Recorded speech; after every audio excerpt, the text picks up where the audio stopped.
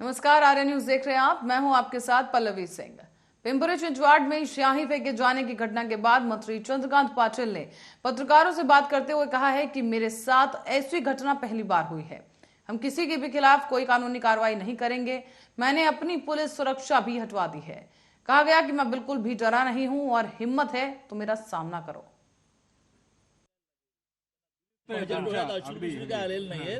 माझ्या डोळ्यामध्ये मी ड्रॉप्स टाकले। माझ्या डोळ्यामध्ये एका डोळ्यामध्ये एक मोठं ऑपरेशन झालं असतं, मी त्याची काळजी घेतो, त्यामुळे मी लगेच ते ड्रॉप टाकले। ते ड्रॉप टाकल्यानंतर काही कचरा बिचरा असेल तर निघतो। मी रडणारा माणूस नाही, मी लढणारा माणूस आहे। तुम्ही बघत राहा की या सगळ्या विषयामध्ये जशास तसं म्हणजे मारामाऱ्या करून नाही, परंतु त्यांना माफी मागायला लागेल, त्यांना दिलगिरी व्यक्त करायला लागेल। आता बोलावं ना विरोधी पक्षाच्या नेत्यांनी, राष्ट्रवादीच्या, शिवसेनेने की हे असं अशी झुंडशाही चालू देणार आहात का? तुम्ही या झुंडशाहीचा निषेध करणार आहे की नाही? अजितदादांना माझं खुलं आव्हान आहे। आव्हान म्हणजे अपील, पुन्हा जरा चुकीचे अर्थ लावाल तुम्ही। आव्हान म्हणजे आव्हान, आव्हान म्हणजे चॅलेंज नाही। आव्हान म्हणजे अपील करतो मी अजित पवारांना, निंदा करायची। माझ्याबद्दल काय बोलायचं तर बोला, घटनेची निंदा करा। मी उद्धवजींना विनंती करतो, मी उद्धवजींना अपील करतो की तुम्ही निंदा करा या घटनेची। आज चंद्रकांत पाटील जर चळवळीतला घाबरत नाही यार, गिरणी कामगाराचं बोला घालवायचं काय मला, पण तुमच्यावर असं बेतलं तर केवढ्याला पडेल तुम्हाला। उद्धवजींना अपील करतो, पवार साहेबांना करतो, अजितदादांना करतो, नव्याने ज्या खूप बोलतायत त्या सुषमाताई अंधारेंना करतो की ताई हे तर म्हणा की ही घटना बरोबर झाली नाही। चुकीचे पांडे पडलेले आहेत। दादा सकाळपासून अशा पद्धतीने हल्ला होईल हे पोलिसांना माहित होतं, बंदोबस्त होता, तरी पोलिसांना दोष देण्याचं काही कारण नाही। मी पोलिसांना दोष देणार नाही। असं आहे की पोलिसांनी सुद्धा कोणाकोणावर लक्ष ठेवायचं। प्रचंड मोठ्या संख्येने कार्यकर्ते आले होते, त्यांनाही असं वाटत होतं, कार्यक्रमालाही आले होते आणि त्यांना असं वाटत होतं की आपल्या नेत्याचं प्रोटेक्शन केलं पाहिजे। पोलीस असल्यामुळे काय झालं, आता त्यात कार्यकर्ता कोण आणि असा बदमाश कोण हे कळणार कसं? आणि पोलिसांना दोष देण्याचं कारण नाही। मान्य देवेंद्रजींनी विनंती केलेली आहे की बा कोणावरही कारवाई करू नका, आपल्याला ह्यासाठी सिद्ध राहावं लागेल। मी चळवळीतला कार्यकर्ता आहे, विद्यार्थी चळवळीतला कार्यकर्ता आहे, घाबरत नाही। मी सगळ्या कार्यक्रमाला चाललोय आताही आणि उद्याही आणि परवाही। हिंमत असेल तर आजपासून पोलीस प्रोटेक्शन निघालं या समोर आणि बघूया काय संघर्ष करायचा। ही कुठली पद्धती? ही झुंडशाही आहे, ही लोकशाही नाही आहे। हा बाबासाहेब आंबेडकरांचा अपमान आहे की ज्या बाबासाहेबांनी घटना लिहिली। अहो मला आता फार बोलायला नका, मला कार्यक्रम जायला उशीर होतोय, परंतु मी पैठणला जे बोललो त्याचा विपर्यास झाला आणि प्रचंड मोठ्या वंदे मातरम सभागृहाच्या उद्घाटनामध्ये मी असं म्हटलं की छत्रपती शिवाजी महाराजांवर आणि बोधिसत्व महामानव डॉक्टर बाबासाहेब आंबेडकरांवर आपण 100 मार्काचा 50 मार्काचा असा अभ्यासक्रम केला म्हणजे 2 पाणी धडा काय शिकवता। आणि पुढे जाऊन मी असं म्हटलं की बाबासाहेब आंबेडकर ज्यांचे आपल्यावर उपकार आहेत, ज्यांनी घटना लिहिली, ती घटना पुढचे 1000 वर्ष बदलावी लागणार नाही। काय झाल्यास काय करावे, काय झाल्यास काय करावे, काय झाल्यास काय करावे म्हणजे घटना। मग ते नाही दाखवलं तुम्ही प्रेसवाल्यांनी। माझा तुमच्यावर दोष नाही, तुम्हाला प्रत्येकाला तुमचा रोल करायचा आहे, पण जर तुम्ही इलेक्ट्रॉनिक मीडियाने पिंपरी चिंचवाड़ में कल रात एक कार्यक्रम के दौरान मंत्री चंद्रकांत पाटिल पर स्याही फेंकने की घटना को लेकर कांग्रेस के प्रदेशाध्यक्ष नाना पटोले ने इसे गलत बता दिया है। कहा है कि महाराष्ट्र के महापुरुषों के प्रति विवादित बयान देने की प्रथा भाजपा नेताओं ने लाई है, जो कि गलत है। त्यांनी ज्या पद्धतीने छत्रपती शिवाजी महाराजांना औरंगजेबाची 5दा माफी मागितली अशा पद्धतीचं वक्तव्य केलं, तर आता याच्यापेक्षा स्पष्टीकरण काय देणार आहे भारतीय जनता पार्टी? आणि भारतीय जनता पार्टीने ज्या पद्धतीनं महाराष्ट्राच्या दैवतांचा अवमान करण्याचं काम सुरू केलेलं आहे, याला ते आता नाकारू शकत नाही। कितीही स्पष्टीकरण, विपर्यास वगैरे हे शब्द भारतीय जनता पार्टीजवळ आहेत, ते बोलतात आणि नंतर विपर्यास सांगतात, हे आता चालणार नाही। आणि राज्यातलं सरकारचं जबाबदारी आहे कायदा सुव्यवस्था सांभाळायची, पण सरकारच आणि सरकारचे मंत्री आणि सरकारचे आमदार हेच कायदा सुव्यवस्था बिघडवतात आहेत आणि महाराष्ट्राची प्रतिमा मलिन करताय। अशा पद्धतीचं चित्र होत असेल आणि राज्याचे गृहमंत्री आणि राज्याचे उपमुख्यमंत्री अगर त्याला सपोर्ट करत असतील तर ही निंदनीय आहे। गेल्या काही दिवसांमध्ये सातत्याने अशा पद्धतीचे वक्तव्य होत आहे, वाचाडवीर म्हणून आरोप होत आहे का? बघा, ज्यांनी दुसऱ्यांवर काय आरोप करायचे भाजपला बिलकुल कॉन्ट्रॅक्ट दिलेला आहे, कारण की लोकशाहीची लखतरे टांगवायचं हे भाजपजवळ आता त्यांना सगळे अधिकारच मिळालेले अशा पद्धतीचं ते वागतात आहे, देशात असो की राज्यात असो. त्याच्यामुळे हे वाचाळवीर जे आहेत ते भाजपचे ते वाचाळवीर नाही आहेत, ते स्वातंत्र्यवीर आहेत असं त्यांना ते उपमा देतात. आणि म्हणून अशा लोकांबद्दल वक्तव्य करणं काही आमच्या स्वभावालाही पटत नाही. हे काँग्रेसचा विचार नाही, कारण की महाराष्ट्र हा पुरोगामी विचाराचा आहे, शाहू फुले आंबेडकरांच्या विचाराचा महाराष्ट्र आहे. या महाराष्ट्राची लखतरं भाजपनं टांगून आता बंद केलं पाहिजे आणि जनतेचा आणि काँग्रेस पक्षाचा संयम आता त्यांनी बघू नये असा इशारा आम्ही या निमित्तानं देतो. कर्नाटकचे भाजपचेच मी खरं तर राज्याचे उपमुख्यमंत्री आणि आमचे मित्र त्यांचं इंटरव्ह्यू पाहत होतो आणि त्याच्यामध्ये त्यांनी चंद्रकांत पाटलांच्या शब्दाचा विपर्यास झालेला आहे आणि या पद्धतीनं ते करायला नव्हतं पाहिजे अशा पद्धतीचं त्यांनी आता आपलं मत मांडलेलं आहे. खरं तर माझे मित्र केव्हापासून या सगळ्या वो ऐसे ना थे, आता हे का असे झालेत मला काही कळत नाही. पण खऱ्या अर्थानं जी शाईफेक झाली त्याला आमचा विरोध आहे. अशा गोष्टी या महाराष्ट्रात घडू नये ही आमची भूमिका स्पष्ट काँग्रेसची आहे, कारण की आम्ही अहिंसेच्या मार्गाला जास्त महत्त्व देतो. पण आपण पाहिलं की सातत्यानं भारतीय जनता पार्टीच्या वतीनं कधी महात्मा ज्योतिबा फुले, सावित्रीबाई फुले, छत्रपती शिवाजी महाराज, बाबासाहेब आंबेडकर आणि कर्मवीर बाहुराव पाटील यांच्याबद्दलचं वक्तव्य बीजेपीनी हे एक षडयंत्र महाराष्ट्रामध्ये उभं केलेलं आहे. त्याचं स्पष्टीकरण भारतीय जनता पार्टीला आता दिलं तरी ते काही तर लोकांना चालणार नाही की खरा रूप त्यांचं येते. जिहाद पर महाराष्ट्र सरकार में महिला बाल कल्याण मंत्री मंगल प्रभात लोढ़ा ने एक बड़ा बयान दे दिया है. कहा गया है कि महाराष्ट्र में आगे अब कभी श्रद्धा वालकर कांड नहीं होने देंगे. उन्होंने कहा कि 10 दिनों के भीतर ही 10 लोगों की कमेटी तैयार की जाएगी और ये कमेटी अंतर्राज्यीय विवाह के मामलों को सुलझाएगी. सभी बेटियों की रक्षा करना महाराष्ट्र सरकार का दायित्व है. पूरा महाराष्ट्र साथ है और जिन लड़कियों के साथ टॉर्चर की सूचना मिलेगी महिला बाल कल्याण विभाग तुरंत ही मदत करेगा. दिलेला आहे. एक 7 दिवसाच्या आत ते कमिटी डिक्लेअर होणार आहे. त्या कमिटीचं नाव आहे आंतरजातीय विवाह करून मुला मुली जे आहे त्यांचे ते आपले जे मूळ परिवारातून त्यांच्या संबंध कमी झाला आहे त्यांच्या समस्याचे निराकरणासाठी समिती गठीत होणार आहे. 10 लोकांची समिती होणार आहे. ते श्रद्धा वालकर प्रकरणमध्ये जे काही झाला त्याच्या मूळमध्ये हे पण होता की साधारणतः मुला मुली आपले परिवारचे नाराजगी करून ते आंतरजातीय विवाह करतात. ते आपले मूळ परिवारातून ते त्यांचे संबंध विच्छेद असतात. ते जे ज्यांच्या बरोबर गेले नवीन संसार बसवला त्याने पण माहिती आहे की त्यांच्या कोणी आता फॉलोअप करणार नाही. म्हणून श्रद्धा वालकर प्रकरण झाला. असं होऊ नये म्हणून जे ते काय असं मुलामुली आंतरजातीय विवाह करून पळवतात आपले परिवाराची इच्छा विरुद्ध जातात त्यांचे सरकार त्यांच्याबरोबर कोऑर्डिनेशन घेणार है. सरकार त्यांच्यावर कमी. और एक बड़ी खबर की ओर रुख करेंगे जो कि लखनऊ से सामने आ रही है. इस वक्त की बड़ी जानकारी, बीजेपी दफ्तर में आज एक अहम बैठक की जानी है. लखनऊ में बड़ी खबर इस वक्त की आपको बताते चलें कि बीजेपी की एक अहम बैठक होनी है. निकाय चुनाव को लेकर ये बड़ी बैठक बुलाई गई है और इस बैठक के दौरान प्रदेश अध्यक्ष भूपेंद्र चौधरी मौजूद रहेंगे जो कि इस बैठक में हिस्सा लेंगे. संगठन महामंत्री धर्मपाल सिंह भी मौजूद रहेंगे और निकाय चुनाव को लेकर इस बैठक में मंथन किया जाएगा.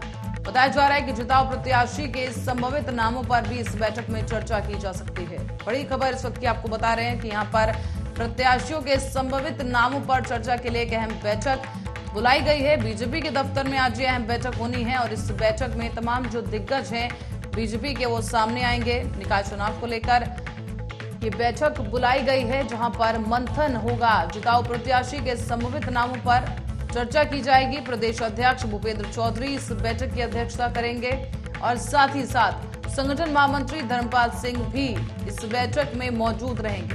बताया जा रहा है कि जिताऊ प्रत्याशियों के संभावित नामों पर चर्चा की जाएगी और साथ ही मंथन होगा निकाय चुनाव को लेकर जो आगामी चुनाव होने हैं. और इसी के साथ ही बीजेपी दफ्तर की बैठक काफी अहम होने जा रही है. अब बढ़ते अगली खबर की ओर। सागर से एक खबर सामने आई है, जहां शहर की इंदिरा नगर कॉलोनी में चल रहे एक सेक्स रैकेट का भांडाफोड़ कर दिया गया है। महिला थाना पुलिस की टीम ने दबिश देकर एक मकान से 3 युवतियों को पकड़ा है, जिनमें दिल्ली और जयपुर से आकर ये युवतियां सागर में देह व्यापार करती थी। बताया गया है कि धंधा कराने वाले महिला को भी पुलिस ने हिरासत में ले लिया है। फिलहाल देह व्यापार के अड्डे पर पकड़ी गई इन युवतियों को महिला थाने में रखा गया है, जिनसे पूछताछ की जा रही है। तो वहीं सेक्स रैकेट की कार्रवाई करने वाली महिला थाना प्रभारी रीता सिंह ने जानकारी देते हुए बताया है कि काफी समय से इंदिरा नगर में इस प्रकार की गतिविधियां होने की जानकारी मिल रही थी। आज मुखबिर की सूचना पर आधिकारिक तौर पर जब पुष्टि हुई, तो उसके बाद इस टीम ने दबिश देकर इस बड़े रैकेट का भांडाफोड़ किया है। बताया गया है कि एक मकान से 2 युवतियों को पकड़ा गया है, जो कि दिल्ली और जयपुर से आई हुई हैं। तो वहीं एक अन्य महिला को भी हिरासत में लिया गया, जो ये पूरा काम करवा रही थी।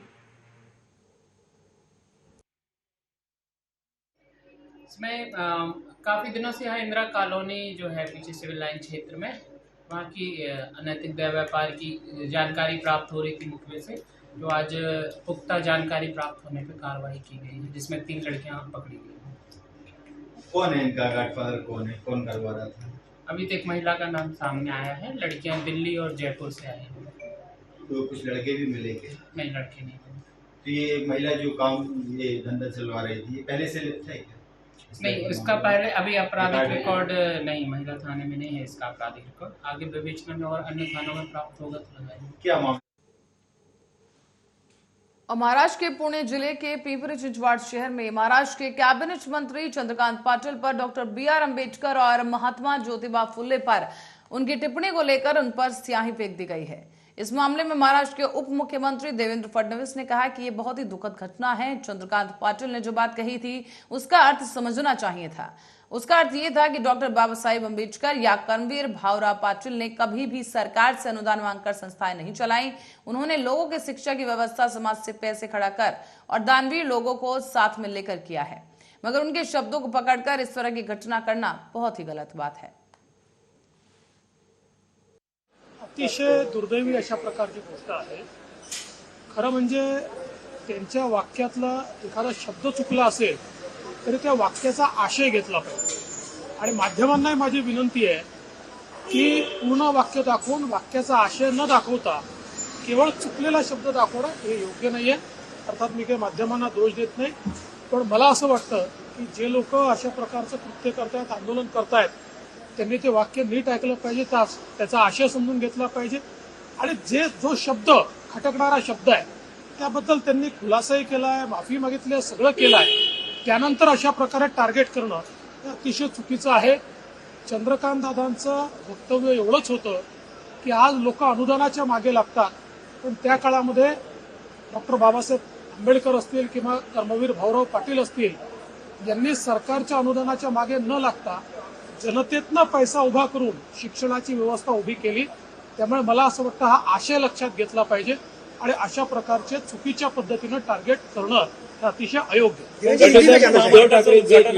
उद्धव ठाकरेंचं विधान आहे की सीमा प्रश्न जर सोडवता येत नसेल तर समृद्धी मार्गाला बाळासाहेबांचं नाव देण्याचा काही अधिकार नाही। मला असं वाटतं की सीमा प्रश्न कालच तयार झाला आणि आमचं सरकार जे 6 महिन्यापूर्वी आलं त्यामुळे सीमा प्रश्न तयार झाला आहे। अशा प्रकारचे वक्तव्य हे या ठिकाणी देणं चाललेलं आहे। माझा प्रश्न असा आहे की आपणही होतात 2.5 वर्ष, काय केलं सीमा प्रश्नाचं? कुठली केस आपण लावून घेतली? काय त्या संदर्भात एकतरी प्रगती केली का? वर्षानुवर्ष चाललाय, गंभीर आहे, त्याच्या संदर्भात सुप्रीम कोर्टात केस चाललेली आहे आणि यापूर्वी महाराष्ट्रामध्ये अशा प्रकारच्या प्रश्नावर कधी राजकारण झालं नाही। आम्ही अनेक वर्ष विरोधी पक्षामध्ये होतो, तिकडे कर्नाटकामध्ये आमच्या मराठी बांधवांवर अन्याय झाला, लाठीचार्ज झाला, सगळे एकत्रितपणे विधान भवनामध्ये पक्षाचा विचार न करता एकत्रित येत होतो, एकमेकावर बोटं दाखवत नव्हतो। पण हे मात्र नरेटिव्ह तयार करण्याचं काम आजकाल चाललेलं आहे। मला असं वाटतं सीमा प्रश्नाच्या गंभीरतेपेक्षा त्याच्यावर किती जास्त राजकारण करता येईल हा प्रयत्न चालू आहे। कर्नाटकच्या मुख्यमंत्र्यांनी पुन्हा एकदा ट्विट केलेलं आहे आणि त्यांनी म्हटलं की तुम्ही अमित शहाना भेटले असले तरी आम्ही आमची भूमिका बदलणार नाही, आम्ही ते त्यांची भूमिका बदलणार नाही, आपण आपली भूमिका बदलणार नाही। त्यामुळे यातनं एकतर चर्चेतनं मार्ग निघेल किंवा माननीय सर्वोच्च न्यायालयात मार्ग निघेल. कारण गेल्या 60 वर्षात त्यांनी भूमिका बदलली नाही आणि आपणही भूमिका बदलली नाहीये. त्यामुळे ते काही फार नवीन सांगतात आणि शोध लावतात असं काहीच नाही. फडणवीस साहेब, मुंबईचं स्टेटमेंट असं और सपा नेता अबू आसिम आजमी ने महाराष्ट्र के उप मुख्यमंत्री देवेंद्र फडणवीस के लव जिहाद को लेकर दिए गए बयान पर पलटवार कर दिया है. उन्होंने कहा है कि फडणवीस को कुछ किताबें देना चाहते हैं. अबू आसिम आजमी ने कहा है कि deputy CM Devendra Fadnavis love शब्द से जिहाद को दूर करें. मैं उनको इस पर कुछ अच्छी किताबें भेंट कर सकता हूं और जिहाद इन तुच्छ कामों के लिए नहीं है जहां कोई धोखे से किसी को बरगलाकर इस तरह के घटिया काम को अंजाम दे. बता दें कि उप मुख्यमंत्री देवेंद्र फडणवीस ने एक बयान में कहा कि उनकी सरकार लव जिहाद पर अन्य राज्यों के कानून जो बनाए गए हैं उनको स्टडी करेगी, लेकिन प्रदेश में फिलहाल इस तरह का कानून लाने का फैसला नहीं किया गया है. महाराष्ट्र के उप मुख्यमंत्री आदरणीय देवेंद्र फडणवीस जी का कहना है कि भाजपा शासित राज्यों में जिस तरह लव जिहाद के खिलाफ जिहाद प्रिवेंशन कानून बना, उसी तरह से महाराष्ट्र में बनना चाहिए. सबसे पहले मैं महाराष्ट्र के उप मुख्यमंत्री जो पढ़े लिखे आदमी है उनसे कहना चाहता हूँ, आप लव जिहाद से जिहाद को निकाल दीजिए. जिहाद एक बहुत ही रिस्पेक्टेड वर्ड लफ्ज़ है. मैं इस पे आपको कई किताबें दे सकता हूँ. जिहाद कोई लुच्चे लफंगों जो किसी की बहन बेटियों को से शादी करें और वो धोखे से करें, ऐसी जगह पे जिहाद को इस्तेमाल करना एक बहुत बड़ा जुल्म है. जिहाद लफ्ज़ के साथ आप ज़रूर कानून बनाइए, मगर मैं आपसे पूछूं कि सर, आज तक आपने किसी मुस्लिम जमात या किसी मुसलमान से ये सुना क्या कि जाओ हिंदू लड़कियों से शादी करो और बेटी बचाओ बहू लाओ के नाम से उनका धर्म परिवर्तन करो और जो करेगा ये काम उसको हम 2 लाख रुपए देंगे? आज तक आपने सुना? लेकिन मैं आपको दिखाऊंगा स्टेटमेंट. आगरा के अंदर कबाड़ी लोग बैठे थे, उनको ले जाकर कहा ये हिंदू बन गए, धर्म परिवर्तन. इस तरह से बहुत सारी लड़कियों, मुस्लिम लड़कियों को जो है हिंदू बनाया गया, शादी की गई. 18 साल की उम्र के बाद सब आज़ाद हैं, कोई भी कुछ कर सकता है. आप ये कानून बनाइए. मैं समझता हूँ कि इससे बहुत सारे परिवार को, उनके माँ बाप को खुशी होगी कि वो अगर हिंदू हैं तो उनके घर में कोई मुस्लिम लड़की ना आने पाए, और अगर वो मुस्लिम हैं तो उनके घर में हिंदू लड़की ना आने पाए. जो उनकी संस्कृति है, जो उनका रवाज है, उससे ख़राब होता है. अब बनाइए. डॉक्टर भीमराव अम्बेडकर साहब के कानून के ने 18 साल की उम्र के बाद लोगों को आज़ादी दी है, उस आज़ादी को ख़त्म कीजिए, मुझे खुशी होगी. मैं नहीं समझता हूँ कि कोई शख्स ये बहुत खुश होगा कि किसी और धर्म की लड़की को लाकर शादी की जाए. कानून बनाए, लेकिन ये कानून सिर्फ और सिर्फ मुसलमानों को तंग करने के लिए नहीं बनना चाहिए. आज भी अगर मस्जिद में अजान होती है तो सुबह 6 बजे के पहले और रात को 10 के बाद. लेकिन मैं फडणवीस साहब, मैं आपको एक नहीं लाखों ऐसी मिसालें दूंगा कि जो रात भर कहीं कीर्तन के नाम पर, कहीं और किसी नाम पर पूजा होती है, लेकिन किसी मुसलमान ने उसका कभी विरोध नहीं किया. धर्म सर्वप्रिय होता है. लोग धर्म के लिए अपनी जान देने को तैयार होते हैं. लेकिन लखीमपुर खीरी से खबर है, जहां शहर के युवराज दत्त महाविद्यालय में छात्रों ने जमकर हंगामा किया है. कॉलेज परिसर के बने छज्जे पर चढ़कर इन तमाम छात्रों ने जमकर नारेबाजी की और विद्यालय प्रशासन के मनमाने रवैये से नाराजगी जाहिर की है. कॉलेज के छात्र छात्राओं ने बताया है कि यहाँ पर ये जो शिक्षक हैं वो बेचने की सैलरी लेते हैं, जिसका विरोध आज छज्जे पर चढ़कर किया जा रहा है. बता दें आपको कि लखीमपुर खीरी किसान प्रदर्शन मामले में 22 नामजद 26 अज्ञात लोगों पर पुलिस ने केस भी दर्ज किया. श्यामू समेत 5 लोगों को 14 दिन के लिए जेल भी भेजा गया है. 6 लोगों को शांति भंग की आशंका में पाबंद किया गया. और इसी बीच अब एबीवीपी के छात्र आक्रोश में आ गए हैं. कल लखीमपुर में किसानों पर हुए लाठीचार्ज को लेकर भी इन छात्रों ने विरोध किया है. साथ ही साथ इस पर सपा ने भी ट्वीट किया और कहा है कि किसानों पर अत्याचार कर रही है यूपी पुलिस. और अब इस सब के बीच ये जो तमाम छात्र हैं वो मैदान में उतर आए हैं. साथ ही महाविद्यालय पर अनियमितताओं का भी आरोप लगाया जा रहा है.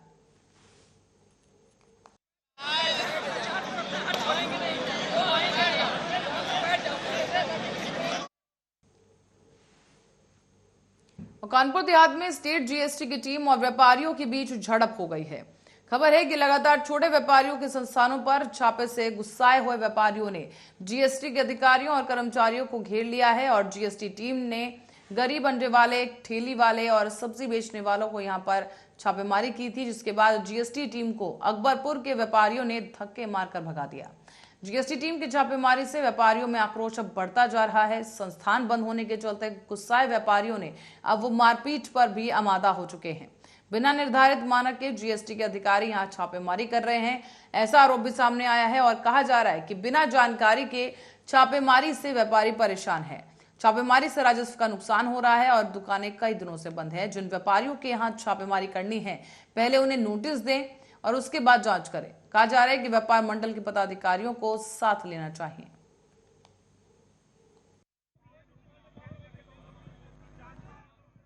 जनता में इतना भय व्याप्त कर दिया जीएसटी की छापेमारी की वजह से कि सारा व्यापारी आक्रोशित है और अपनी दुकानें बंद किए हुए। इनका कोई मानक नहीं है। ये तो मानक है तो उनको अवगत कराना चाहिए व्यापारियों को, किसके यहाँ छापा पड़ेगा, किसकी शिकायतें हैं। बिना शिकायत के शिकायत पे जा रही, सत्यता की शिकायत पे जा रही, लेकिन लोगों में इतना भय व्याप्त है, पूरी मार्केट बंद हो जाती है। जिले की पूरी मार्केट बंद है 4 रोज से।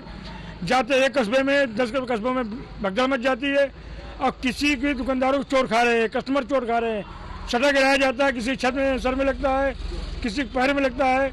इनको अगर जाना है तो सूचित करके जाएं, डिवीजन को ले लें, व्यापार मंडल संगठन को ले लें, उसमें जनाक्रोश न हो। सारे व्यापारियों में जनाक्रोश है और राजस्व की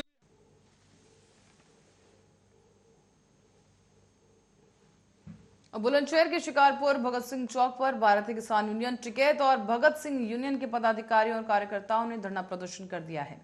3 सूत्रीय मांगों को लेकर ये ज्ञापन सौंपा गया है, जो कि एसडीएम को दिया गया। पदाधिकारियों और कार्यकर्ताओं ने इनकलाब जिंदाबाद, युवा एकता जिंदाबाद, भगत सिंह यूनियन जिंदाबाद, युवाओं की आवाज सुनो सरकार के जमकर नारे लगाए। साथ ही भगत सिंह यूनियन के पदाधिकारी संजीव तोमर ने बताया है कि लगभग 1 साल से शिकारपुर में खेल मैदान को लेकर आने को बाहर तहसील प्रशासन को ज्ञापन दिए गए हैं, पर कोई भी उचित समाधान नहीं किया गया और खेल मैदान की जमीन निर्धारित करने को लेकर युवाओं के बेहतर भविष्य के लिए शिकारपुर में सरकारी लाइब्रेरी का निर्माण कराए जाने की मांग उठाई गई है। तहसील में आए युवाओं ने ईडब्ल्यूएस बनवाने के नाम पर भी ठगी करने वाले कर्मचारियों के खिलाफ कार्रवाई करने की मांग की है।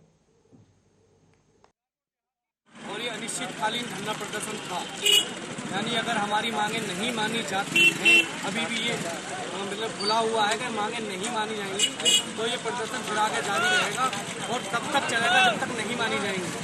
आज हम अल्प समय के लिए केवल इसको रोक रहे हैं, होल्ड कर रहे हैं। सोमवार तक का समय एसडीएम साहब ने मांगा है और हमारी 3 मांगे हैं। इसमें तीनों मांगे युवाओं के लिए है, समाज के लिए है, कोई राजनीतिक मांग इसमें नहीं है। पहली मांग है युवाओं के लिए खेल का मैदान। हम युवाओं के लिए खेल का मैदान चाहते हैं जिसमें वो देश के लिए तैयारी कर सकें, अपने देश की सेवा कर सकें। पुणे के पास पिंपरी चिंचवाड़ में मंत्री चंद्रकांत दादा पाटिल पर स्याही फेंक का विरोध प्रकट करने के खिलाफ बीजेपी पार्टी नेता मैदान में उतर आए हैं। इसी मामले पर प्रतिक्रिया देते हुए भाजपा विधायक राम कदम ने कहा है कि बाबा साहेब अम्बेडकर के नाम का सहारा लेकर इस प्रकार के गैर कानूनी तरीके से प्रदर्शन करने वालों के घर में घुसकर उन्हीं की भाषा में जवाब देना चाहिए। महाराष्ट्र राज्याचे उच्च तंत्र शिक्षण मंत्री माननीय नामदार चंद्रकांत दादा पाटील यांचेवर आता पिंपरी चिंचवड या ठिकाणी शाई फेकून त्यांच्यावर खुनी हल्ला करण्याचा प्रयत्न झाला। हे शाई फेक आंदोलन नसून या कार्यकर्त्यांनी माननीय चंद्रकांत दादा पाटील यांच्यावर खुनी हल्ला करण्याचा प्रयत्न झालेला आहे। भारतीय जनता पक्षाच्या वतीने या सर्व ज्ञात कार्यकर्त्यांचा तीव्र शब्दात निंदा निषेध करतो आणि आवाहन करतो की यांच्यावर खुनी हल्ल्याचा प्रयत्न असल्याचे गुन्हे दाखल केले पाहिजेत आणि त्याच पद्धतीने पोलिसांनी तपास केला गेला पाहिजे। परमपूज्य बाबासाहेब डॉक्टर आंबेडकर, महात्मा ज्योतिबा फुले, कर्मवीर भाऊसाहेब पाटील यांच्या नावाआडून समता परिषदेच्या कार्यकर्त्यांनी अशा पद्धतीचा हल्ला करणे हे सुनियोजित षडयंत्र आहे। हा त्यांचा जीव घेण्याचा कट आहे आणि म्हणून त्याच पद्धतीने महाराष्ट्र के दिग्गज नेता तथा वर्तमान मंत्री आदरणीय चंद्रकांत पाटिल जी का व्यक्तित्व राष्ट्र सेवा के लिए त्यागपूर्ण और समर्पित रहा। राष्ट्र सेवा की उनकी तपस्या अपने आप में बहुत बड़ी है। उनके वक्तव्य को तोड़ मरोड़ करके लोगों के बीच में प्रस्तुत कर लोगों को गुमराह करने का काम महाराष्ट्र का विपक्ष दल कर रहा है। अब उन्होंने राजनीति की सारी मर्यादाओं को तोड़ दिया,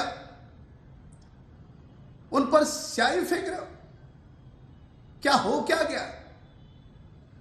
यदि आपको कुछ विचार रखने हैं तो उसका तरीका होता है।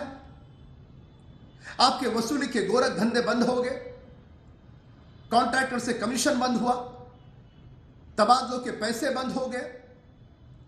क्या इन सारी चीजों का फ्रस्ट्रेशन इस प्रकार से आप स्याही फेंक करके निकालोगे?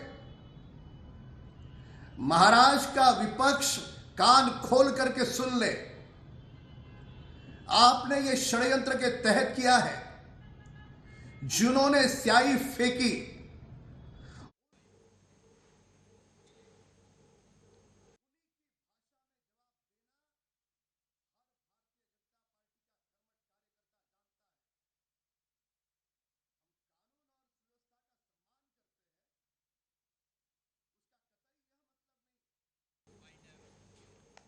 और इसी के साथ ही फिलहाल के लिए बुलेटिन में इतना ही। आप बने रहे हमारे साथ, देखते रहे आरएन न्यूज।